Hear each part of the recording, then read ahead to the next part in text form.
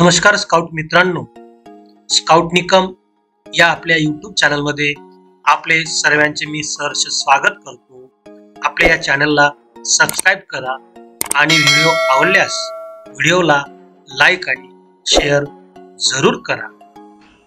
Scout मित्रांनो, आज आपण अभ्यासणार आहोत स्काउट नियम, स्काउट लॉ आणि ते हिंदी मधले। तर स्काउट मित्रांनो, स्काउट नियम एक है लेकिन इसके खंड भाग 9 है। इसमें पहला नियम है स्काउट विश्वसनीय होता है। दूसरा नियम है स्काउट वफादार होता है। तीसरा नियम है स्काउट सबका मित्र और प्रत्येक दूसरे स्काउट का भाई होता है। चौथा नियम है स्काउट विनम्र होता है। पांचवा नियम है स्काउट पशु पक्षियों का मित्र और प्रकृति प्रेमी होता है।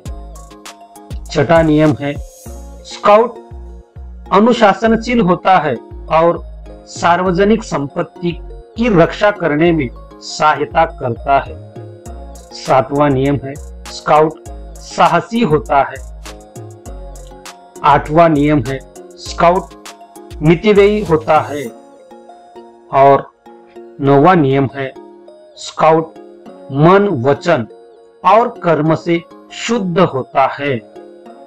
स्काउट का नियम एक है, मगर उसके भाग जो खंड है वो 9 है।